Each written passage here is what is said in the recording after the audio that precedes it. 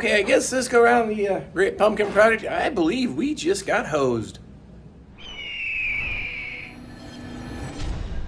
Okay, so I probably shouldn't give up my day job because become a comedian because I would probably epically fail. But what I can do is show you how not to do these hoses or how maybe to do them. Vintage Air shows the directions, tucking them up inside the fender. I've done that before on some of the builds, but this one here, I can't do that because we're putting the heater core hoses in the factory location.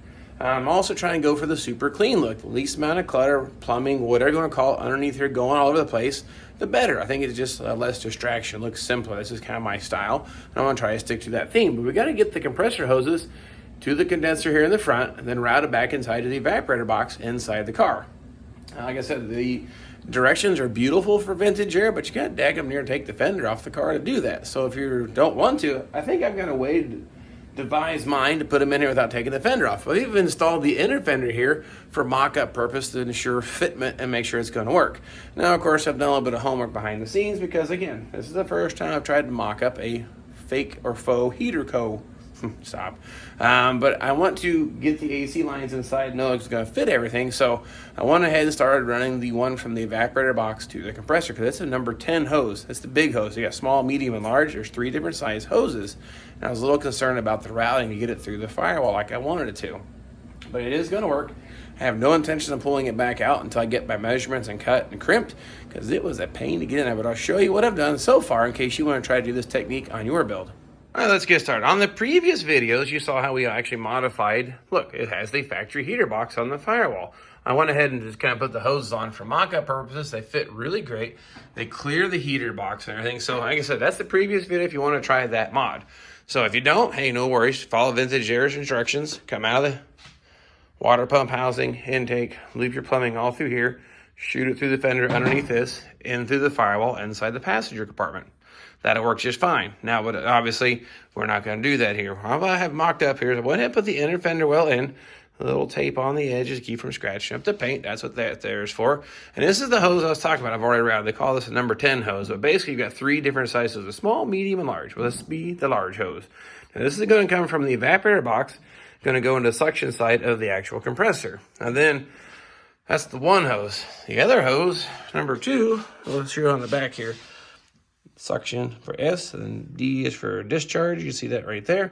Now, the discharge hose is going to come out of the compressor, shoot down this way, and tie into what would be the blue fitting right there on the condenser there in the front.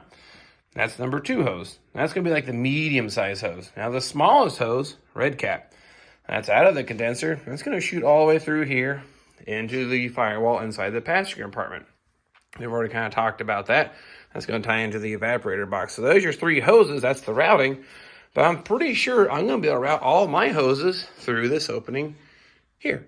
So that means I don't have to tuck them up inside the fender. That means even mock up, painting, and everything, I don't have to worry about trying to fish these things through the fender and chip the paint. So this might be a really good solution. I'm hoping it's going to work out. But that's what we're going to try to get all mocked up. But this hose here was the one I was mostly concerned about because this is so freaking big. Not super flexible. Was it going to make all the turns and poke through the dash? I'll show you up here. Now, I haven't installed this plate yet. It goes inside the dash here. Use your X-ray vision. It'll mount right here to actually fill in the hole where the actual intake hole, like your fresh air intake used to be on the original setup. But if you look inside here, yep, you can check it out. Maybe the hose is poking up through that hole. Now, it's not very centered yet, but I'm hoping this is going to have wiggle room here. I can put my grommets in there and put it into place. I'll show you what it looks like inside the car here, just the same. Like I said, it loops around, comes inside. This is the part that I was concerned about when I was putting the car together. This is where it ties into the evaporator box here. Now, I've kind of come this way, kind of tucked it up through here.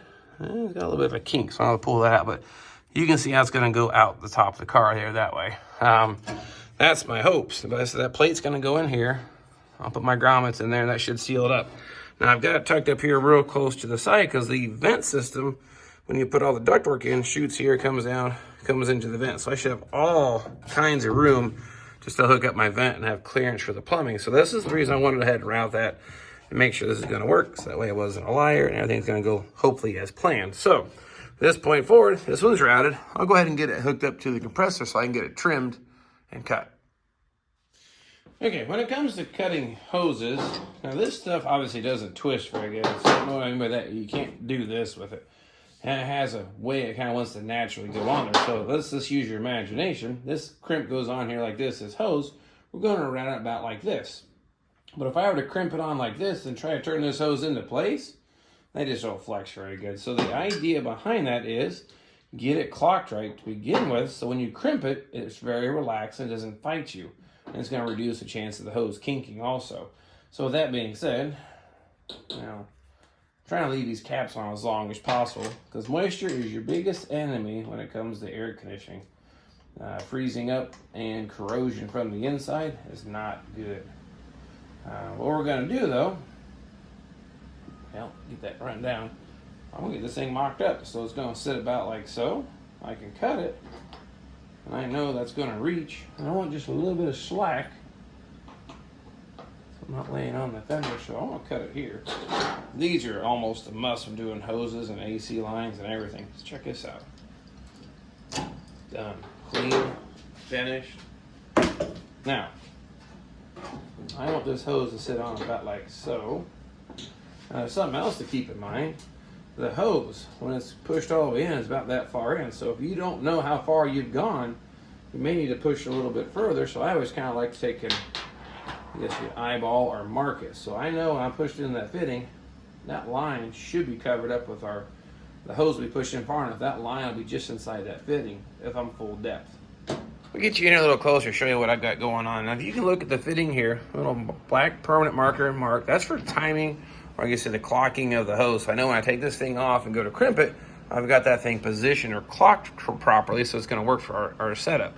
Here's my depth mark here. That's how I know when that thing's full depth in that fitting, because like I said, you go push this fitting and you're only this far in, it just drops anchor. You think you may be full depth. That's not going to be a proper crimp. You need that thing in there full depth. So we need to make sure that silver line just disappears. And then the other thing is, I've got my mark here, the silver mark for clocking, like we just said. Now I know where it's referenced at. Or this crap's hard to turn, trying to turn it, but you can see trying to press it in like that, you're going to put it on it, it's going to want to twist the hose. So this is for what I'm going to do, sure. That way I ensure proper depth and clocking, but I'm not going to crimp this hose yet. I got a couple things first. I'm going to go ahead and punch the holes in this and mount it in the firewall, but first thing though, before I do all that, I'm going to get the other two hoses mocked up and ready to cut and crimp. And then we're going to probably take the fender stuff off, stab it through this, and then we'll crimp the ends. Okay, working through our list of parts, these are our charge ports. They actually typically reside here on the compressor. I'm going to mount this one this direction though, like I said, and shoot it down there. Of course, this cap is red, but technically it goes down there to that blue fitting down there. So I'll go ahead and get this off of here. Oh boy, might need to go look for that here in a minute, but we're going to go ahead and get this clocked into place. Oh, come on now. Just not holding my mouth right. There we go. Of course, this makes it fun. Now, so I want to shoot this one about like so. This one's going to be a relatively short hose. It's going to go down to this fitting here. Undo that cap.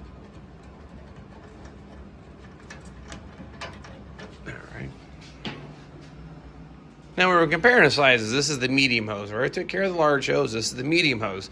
Now they actually come with the fittings. Of course, obviously this is a 90-degree fitting. It's going to go on that end.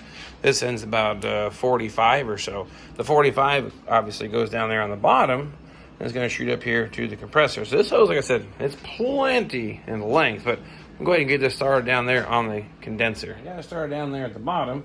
I want to keep this thing clocked to kind of keep it off the fender, keep it from rubbing or any kind of situation where it's going to rub through and obviously cause a puncture. This is where this short hose, clocking it is more critical because you will not get the twist out of it. So first things first, we need to trim this hose to length. So hope this will work. We'll find out.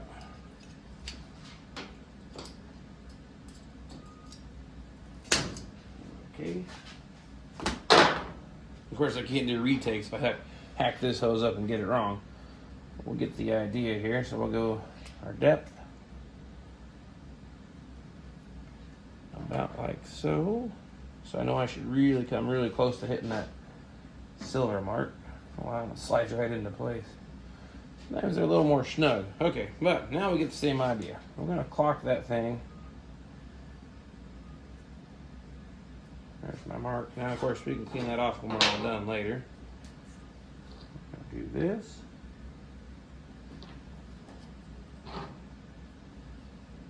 And do that. All right, well that was quick and simple. So what's that look up? All like nice and close. Check this out. I have a gap between the fender and the hose. Got a gap here, so I'm not rubbing on anything because obviously this engine moves just a little bit while it's running.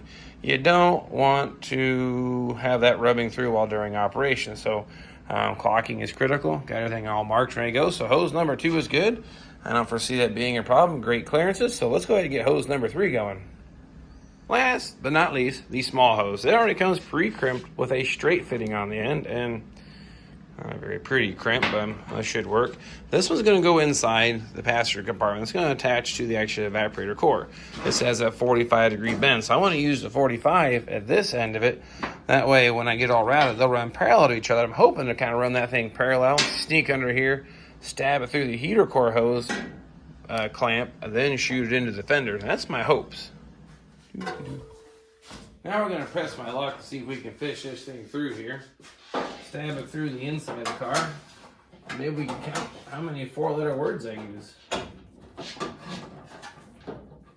Crap, that's one. Reaching through here. Oh yeah, heck yeah. I think that was like 2 more if that heck in here. Oh, dang it. Oh, ah. All right. That wasn't so bad. Check this out. We got that thing here. Stab this into the passenger compartment, and then we'll get our length figured out.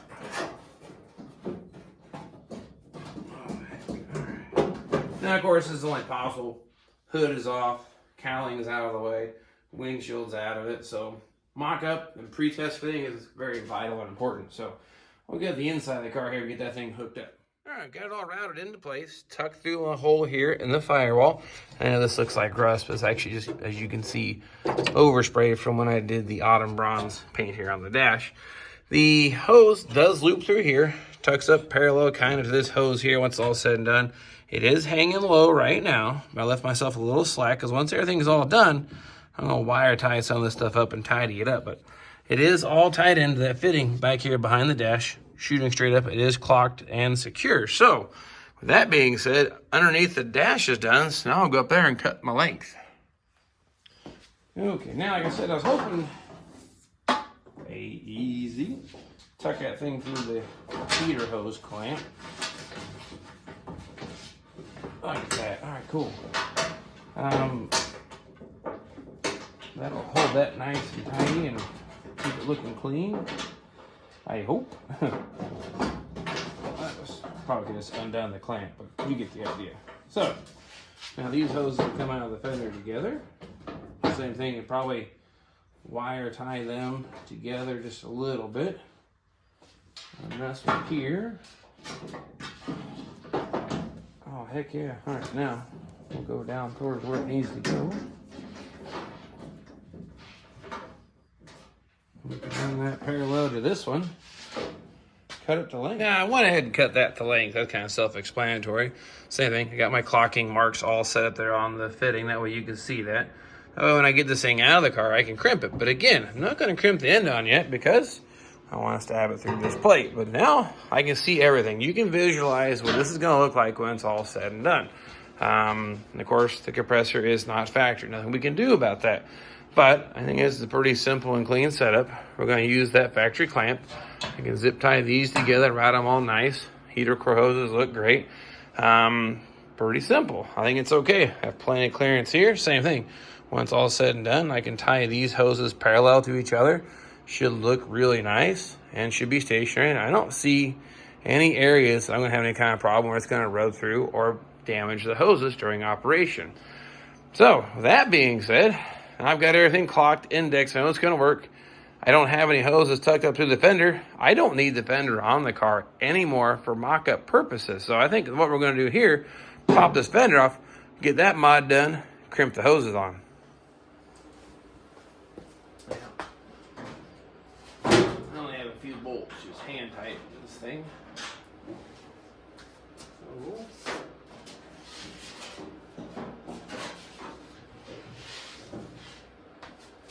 that should do me.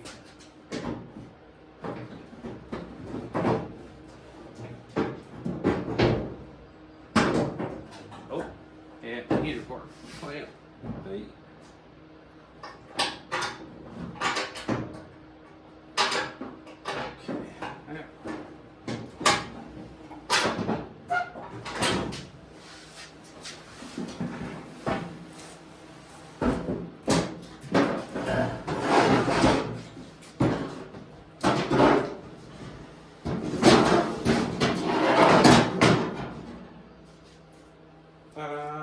Whole lot more room to work.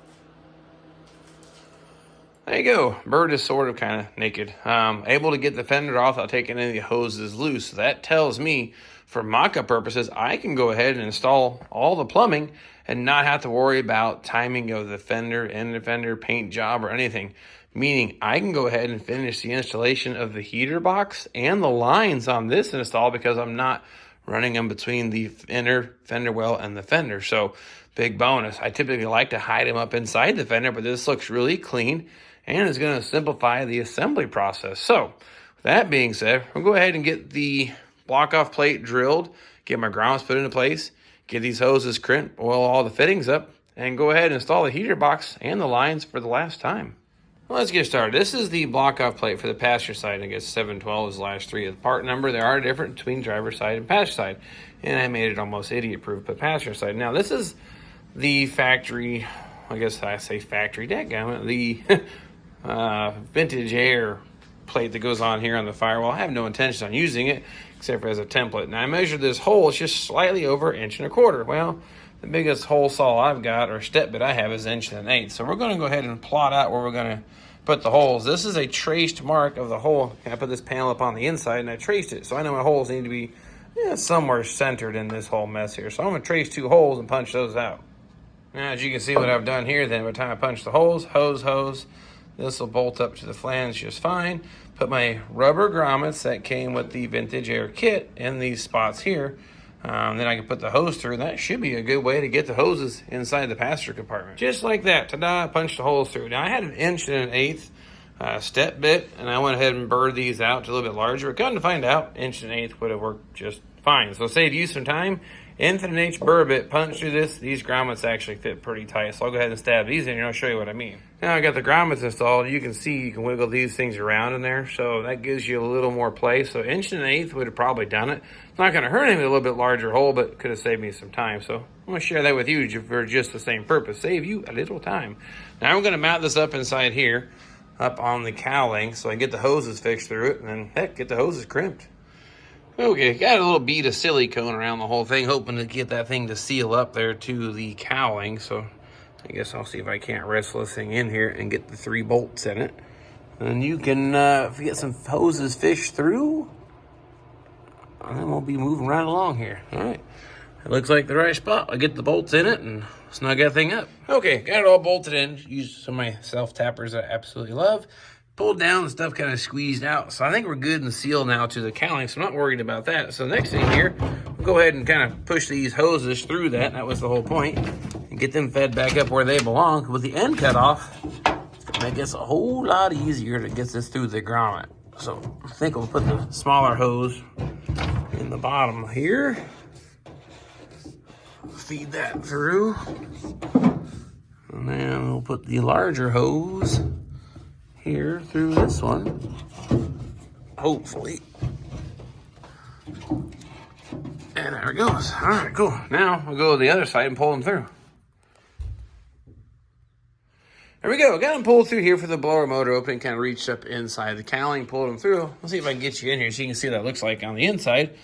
It's really tight. And ta-da! The hoses are poked through the grommets, nice and secure.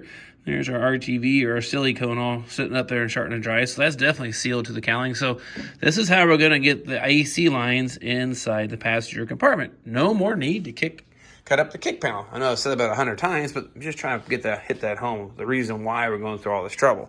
Now we're going to go ahead and get these things crimped. They're routed through. I think you see man trying to fish that thing through that grommet. Forget it. So this is probably the way to do it. May not be a bad idea to disconnect to blow some air through them too. But nonetheless, stop rambling. Let's get some hoses put on. We'll get these things clocked and crimped, and then we'll say this job is done. Well, here goes nothing. We're going to start with the easy line, so it's easy to take off. Here's the crimping tool. Hydraulic AC hose crimper borrowed from Chris. You guys recognize the cutters. And ta-da, here's all your dies. Now we have 6, 8, and 10. This is the middle size hose, so it's going to be the 8, so it appears to be the pinkish purple dies. Put them in here, hopefully. Get those seated. Now this is going to be the very first AC line that I've ever crimped in my entire life. Done a bunch of hydraulic hoses in my lifetime working on heavy equipment, but never actually technically done an AC hose. So we get this position of the die. Now it's pretty close to the edge. Here's my mark so that I can keep tabs on its location. And we shut this, hopefully shut this.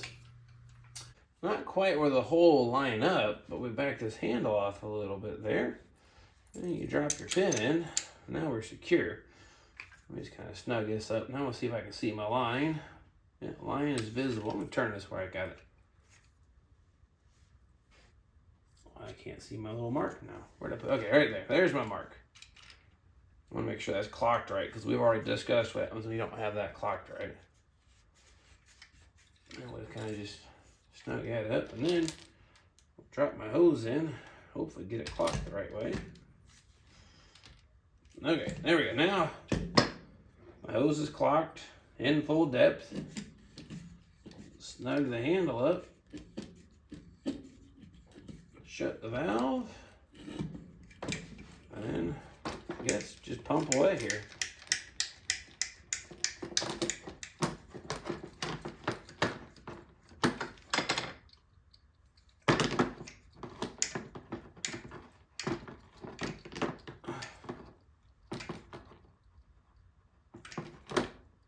Okay, there. That's tight.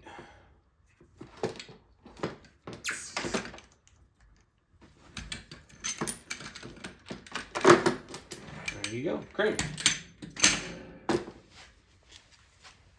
All right, I've gone ahead and crimped the other hoses, get everything all routed. Everything is kind of hand tight for now, just snug. Do put a little oil on all your O-rings for final fitment and installation. Still got a little more work here to do. Still got to drill a drain hole for the evaporator box. I don't like, of course, if you're running headers, it's a different story. The drain comes out right about here, dumps right on the headers. This car doesn't have headers, so I may use their location, but I have relocated before to come out under the car out of the rocker panel. So that's a different mod, different day.